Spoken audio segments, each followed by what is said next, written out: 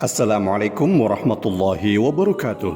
Sahabat muslim dimanapun Anda berada, berjumpa kembali bersama Islamic Way, channel yang memberikan pengetahuan seputar dunia Islam.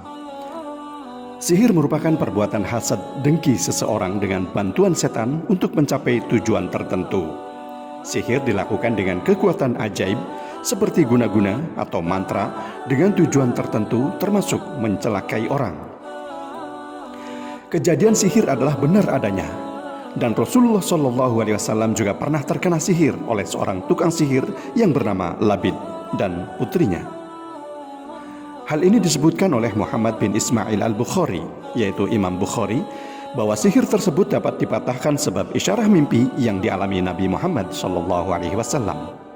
Bagaimana kisahnya? Simak pembahasannya berikut ini.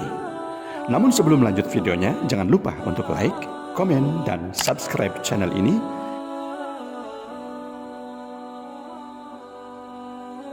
Setiap generasi orang Yahudi di Arab memiliki satu atau dua ahli ilmu sihir. Satu di antaranya bernama Labid, yang berada di antara kaum Yahudi di Madinah. Takut ilmunya akan musnah jika ia mati, maka Labid mewariskan ilmu sihirnya kepada putrinya. Labid telah menerima beberapa tawaran berkeping-keping uang untuk memberikan sihir yang mematikan kepada Nabi Muhammad SAW. Sihir Labid memerlukan beberapa helai rambut Nabi Muhammad SAW, sehingga ia dan putrinya mengatur strategi untuk mendapatkan rambutnya. Melalui strategi orang dalam, Labid dan putrinya berhasil mendapatkan beberapa helai rambut Nabi SAW. Labid mengikat 11 buhul pada rambut Nabi Muhammad SAW, dan putrinya meniupkan semacam mantra pada setiap buhul. Selanjutnya buhul diikat pada ranting kecil pohon kurma, dibungkus daun dan dilemparkan ke dalam sumur yang sangat dalam. Sihir ini hanya dapat dihancurkan dengan cara membuka ikatan buhulnya. Riwayat Ibnu Abbas menceritakan bahwa pada suatu waktu Rasulullah SAW mengalami sakit yang cukup parah. Setelah diteliti oleh dua malaikat yang menjenguk beliau, ternyata beliau terkena sihir Labid bin A'sam, seorang Yahudi.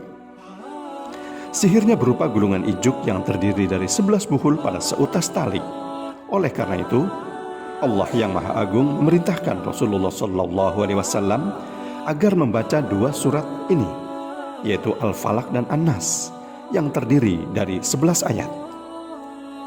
Setiap satu ayat dibaca, lepaslah buhul tali pada gulungan ijuk tersebut. Setelah itu, badan beliau pun menjadi sehat kembali. Hadis riwayat Abu Nuaim. Diceritakan dalam hadis yang diriwayatkan Abu Nuaim, ketika Nabi SAW mengalami sakit amat parah, Allah mengutus dua malaikat untuk menjenguk beliau. Salah satu malaikat duduk di sebelah kepala dan yang satunya duduk di bagian kaki. Kedua malaikat itu terlibat dialog. "Apa yang kamu lihat terhadap diri Rasulullah?" tanya malaikat yang berada di bagian kaki. "Beliau kena sihir," jawab malaikat yang di bagian kepala. "Siapa gerangan yang menyihirnya?"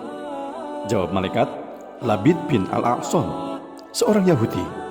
Sihirnya berupa ijuk gulungan yang diletakkan di sumur sebelah sana, pada keluarga si Anu, di bawah batu besar.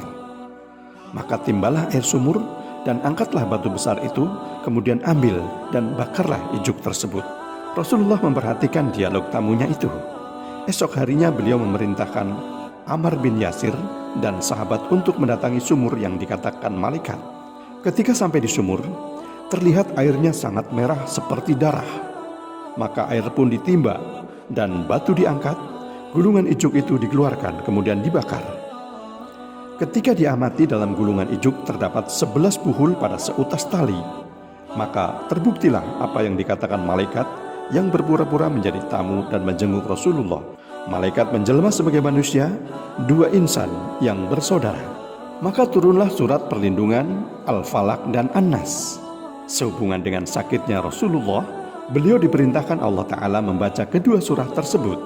Setiap satu ayat dibaca, maka lepaslah buhul tali pada gulungan ijuk yang digunakan untuk menyihir beliau. Maka begitu beliau selesai membaca, badan pun sehat seperti sedia kala. Inilah keutamaan surat Al-Falaq dan An-Nas yang disebut sebagai Al-Mu'awwidhatain.